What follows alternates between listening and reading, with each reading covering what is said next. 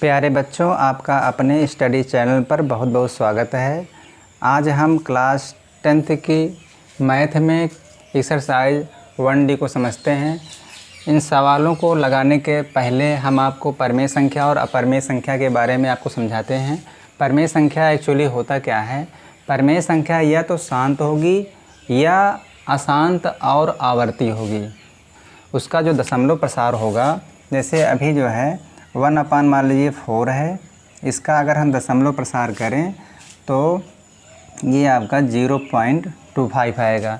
तो ये पूर्णतया जो है विभाजित हो गए, तो ये आपका शांत है, ये परिमेय संख्या है। लेकिन अगर अभी 1/3 को आप डिवाइड करते जाइए तो इस तरह से ये कभी न ख़त्म होने वाली एक सीरीज मिलेगी। तो ये तो अशांत है, लेकिन इसमें जो है रिपीटिशन है और 3 जो है बार बार रिपीट हो रहा है, इसलिए यहाँ हम बार लगा देते हैं। तो 1/3 क्या है? परिमेय संख्या है। कभी कभी होता क्या है, जैसे 2/7 है, इसको आप अगर आप डिवाइड करेंगे तो 285,714 ये जो है ये संख्या बार बार रिपीट होगी। फिर जो है अगर आगे बढ़ाते जाएंगे भाग को तो 714 ऐसे मिलता जाएगा। तो ये जो समूह है, जो अंकों का समूह है, बार बार रिपीट होगा, तो ये अशांत होगा, लेकिन आवर्तिता इसमें है। तो ये 2/7 भी क्या है? आपका परिमेय संख्या है। तो इसको जो है जो बार बार रिपीट होती है, तो ऐसे बार के रूप में हम दर्शाते हैं। तो ये आपका क्या है? परिमेय संख्या है। और सामान्य तरह से अगर समझा जाए तो परिमेय संख्या जिसको हम P/Q के रूप में लिख सकें। और P और Q है क्या? P और Q जो है ये आपका जो है इंटीजर्स होते हैं। क्या होते हैं? इंटीजर्स। इंटीजर पूर्णांक जो संख्या रेखा पर दर्शाते हैं उसे हम पूर्णांक बोलते हैं, ऋण पूर्णांक और धन पूर्णांक। लेकिन एक कंडीशन है, ये P और Q आपके इंटीजर्स हैं और Q जो है does not equal to 0। Q जो है 0 के बराबर नहीं होना चाहिए।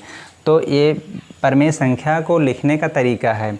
और शांत या तो शांत होगी परिमेय संख्या, और अगर अशांत होगी तो वो आवर्ती होगी। तो इस तरह से हम परिमेय संख्या सीखे। उसके बाद जो है परिमेय संख्या क्या है?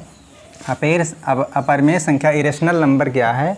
वो जो है अशांत होगी और अनावर्ती होगी। जैसे अगर √2 को अगर इसका हम स्क्वायर रूट निकाला जाए तो 1.414213 कोई इसमें व्यवस्था नहीं होगी, ऐसे जो है आगे बढ़ती जाएगी। तो अशांत तो है, ये अशांत भी है, ये नॉन टर्मिनेटिंग है, और जो है अनावर्ती भी है, इसमें कोई व्यवस्था नहीं है। तो इसीलिए √2 क्या है? अपरिमेय संख्या है। तो अपरिमेय संख्या अशांत और अनावर्ती होती है, non terminating and non repeating. और जो परिमेय संख्या होती है वो टर्मिनेटिंग होती है या तो नॉन टर्मिनेटिंग एंड रिपीटिंग होती है। तो इस तरह से हम परिमेय संख्या और अपरिमेय संख्या को समझे। जैसा कि हमने यहाँ लिखा है, जैसे पाई जो है अपरिमेय संख्या है, इसकी वैल्यू देखिए, कहीं जो है कोई एक क्रम नहीं आ रहा है, कहीं 5 आ रहा है, 5 यहाँ रहा है, लेकिन कोई आवर्तिता नहीं है। तो यह अपरिमेय संख्या या परिमेय संख्या, परिमेय संख्या, ये दोनों परिमेय संख्या हैं।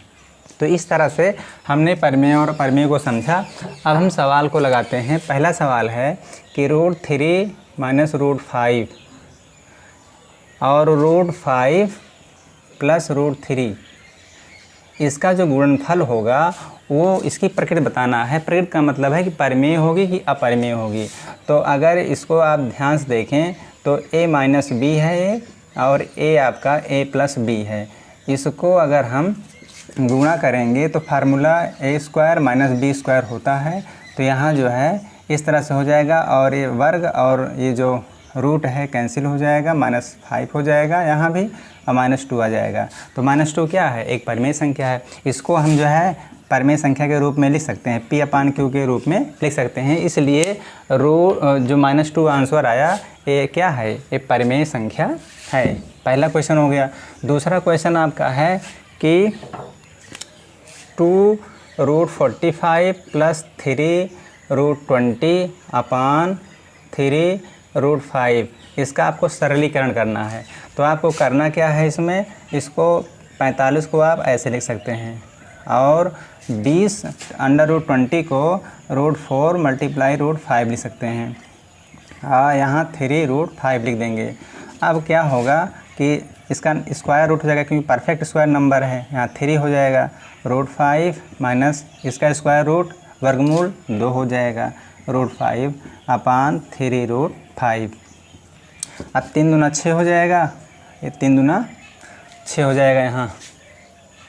और यहाँ आपका यहाँ चूँकि प्लस है, यहाँ प्लस लगा लेते हैं, गलती से माइनस लिख दिया मैंने। और √5 यहाँ कॉमन ले लेते हैं और 3√5 यहाँ लिख देंगे। तो ये √5 पे √5 कैंसिल हो जाएगा, 6 और 6 ऐड करेंगे 12, यहाँ नीचे 3 और 3 चौक 12। तो इसका सरलीकरण करने के पश्चात जो है हमें क्या प्राप्त हुआ, 4। तो इसका सरलीकरण जो रूप आया वो आया 4। अगला क्वेश्चन है, क्वेश्चन नंबर 3 है कि बताइए कि √1029 है और 147 है, इसको बताना है परिमेय है कि अपरिमेय है। इसको अगर हम सरल करेंगे तो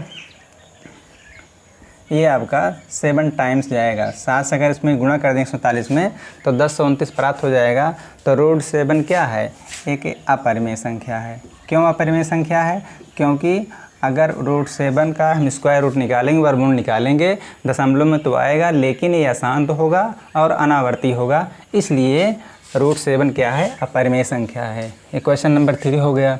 क्वेश्चन नंबर 4 क्या है, 3/8 को आपको लिखना है दशमलव रूप में। तो दशमलव रूप में लिखने के लिए आप या तो 8 से डिवाइड करिए, या एक मेथड और है उसको बताते हैं, दशमलव बढ़ाइए और यहाँ 8 × 24 6 उतारिए, तो 8 से 56 और यहाँ 4, 8 × 5 40। ये आपका टर्मिनेट हो गया, अर्थात इसका जो दशमलव रूप आया 0.375 आया। और दूसरा रूप क्या है, 3/8 है, हर का इसको एक्सपोनेंशियल फॉर्म में लिख लीजिए, घातांक रूप में 2⁻³ हो जाएगा। अब क्या करते हैं, अगर 2 आया है तो उतने ही जो है घात लगाकर हम जो है गुणा करते हैं अंश और हर में, 5 का घात लगाकर। तो 3 इसका 3 बार मल्टीप्लाई हो तो 125 हो जाएगा, और यहाँ 2 × 5, चूँकि घात समान है इसलिए इसको बाहर लिख लेते हैं। और इसका गुणा करेंगे तो आ जाएगा आपका 375 आ जाएगा, और यहाँ 10⁻3 375, 10 की घात 3 है तो 3 0 मतलब 1000। जब 1000 से डिवाइड करते हैं तो चूँकि 3 0 है तो 3 अंक के बाद दशमलव लग जाएगा। तो यहाँ चूँकि आपका 3 अंक यहाँ है तो यहाँ दशमलव लग गया, तो 0.375 इसका दशमलव रूप आ गया, डेसिमल फॉर्म आ गया। तो इस प्रकार से हम भाग देकर भी दशमलव रूप लिख सकते हैं, और ये इस तरह से भी एक दूसरी विधि से भी हम दशमलव रूप लिख सकते हैं। अगला क्वेश्चन है कि दशमलव के कितने स्थानों के बाद 6/1250 का दशमलव प्रसार शांत होगा। तो यहाँ वही रूप लिखते हैं, वही रूप से सीखते हैं। कौन सा रूप, कि अगर इसको हम गुणा करें तो 2 × 625 होगा। अगर इसका फैक्टर करें तो इस तरह से होगा। तो और 625 जो है 5 की घात 4 है, अगर 5 को 4 बार गुणा करें तो 625 आ जाता है। अब यहाँ क्या करना है आपको, अब चूँकि यहाँ 2 है और 5 है तो 2 की 4 कब आएगी, जब हम 2 की घात 3 से हम गुणा कर देंगे ऊपर नीचे।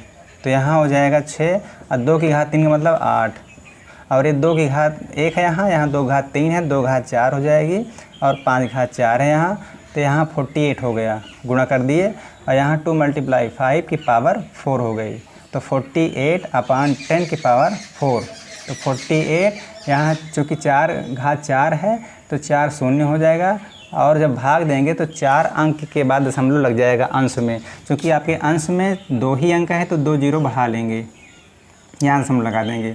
तो इसका जो शांत क्या कह रहा है कि दशमलव प्रसार शांत होगा 4 अंक के बाद। कितने अंक के बाद, 4 अंक के बाद आपका जो दशमलव प्रसार होगा वो जो है शांत हो जाएगा। तो इस तरह से हमने जो भी बोर्ड पर सवाल लिखे थे आपको अच्छी तरह समझाए। हम आशा करते हैं कि हमारा वीडियो आपको पसंद आया होगा। अगर आपका कोई कमेंट हो तो कमेंट बॉक्स में लिखिए और हमसे पूछिए कि यहाँ समझ में नहीं आ रहा है। इस तरह से हमारे चैनल को आप सब्सक्राइब करिए और लाइक करिए वीडियो को, और अपने दोस्तों को शेयर करिए। Thank you.